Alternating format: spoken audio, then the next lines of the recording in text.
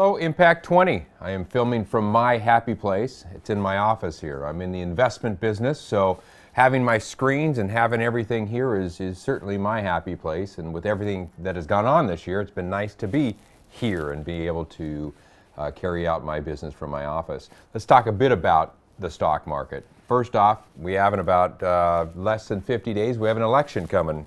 And so that's creating a lot of anxiety with people. Who's going to win? Well, I think the markets aren't sure exactly who's going to win. When we look and we see where money flow, we see that people are giving money to both candidates pretty equally. And so I don't think the market overall is concerned with who's going to win. I think the market, though, is very much concerned with if there's any discrepancies or there's any contesting of the elections. That could be a problem. If we look back to 2000, from the point when the election night to Gore's finally saying, okay, I lost, he conceded, that the market was down about 8%. So I think the market's more concerned about that. But overall, the markets really aren't so much concerned with who's going to win because they're going to adjust as they go forward. So what else do we have out there? Well, we have a lot of actually, I shouldn't say a lot of. We have very few stocks that are leading this rally. There's markets have moved up, but really it's led by only a select, maybe 5-10 groups out there.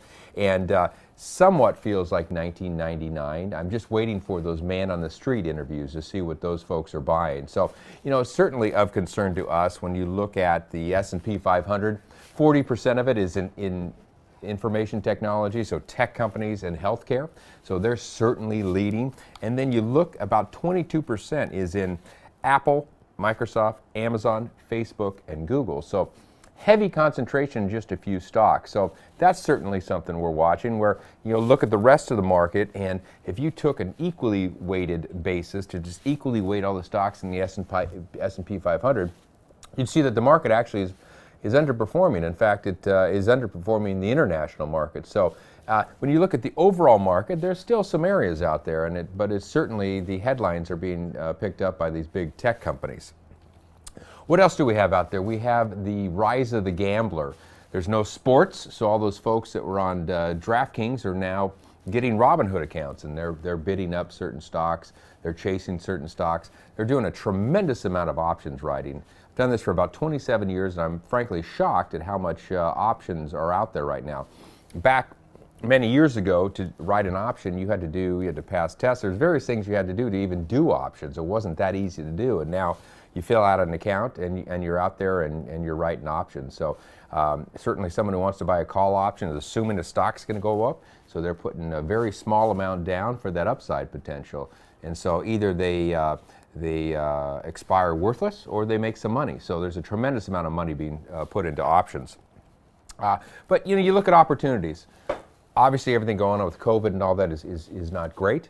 People have passed away, the economy shut down, but we've, you know, through the years experienced a lot of different issues. I mean, we had Black Tuesday, we've had World War II, a lot of different things out there. So there's certainly opportunities. One opportunity we see, there's a tremendous amount of cash sitting on the sidelines. You look at money market accounts and short-term bonds, a lot of investors are putting money into that. So usually when money's on the sidelines, it has to go somewhere. And with interest rates where they are, we don't see interest rates going up. You know, there's kind of a push towards stocks, so it's holding up some of those values. We're also in this, what we would call the fourth industrial revolution. So steam engines, we had electricity, computing, and now this connection going on. So when you look at that, it's really the fusion of technologies. When you look at the blurred lines between the physical, digital, and when you look at like biology and all those things kind of coming together, all the medical and technology all blurring and becoming one. So things like artificial intelligence, we have blockchain, we have virtual reality. We're also looking at things like robotics, 3D printing, Internet of Things. So a lot of interesting things going on right now. In the technology, you have cloud, and then on the gene side, all the biotech. So all of these, again, are coming together. So it's certainly some exciting areas. So what do we see going for the rest of this year and maybe leaking into next year? we think interest rates will remain low for quite some time. In fact, the Fed has come out and said that they're not going anywhere with rates. So we think that's okay. It's accommodative for stocks. It's really bad for bonds. If you need income, there's not really any interest there, but great for mortgage holders or people that need a mortgage, certainly refinancing.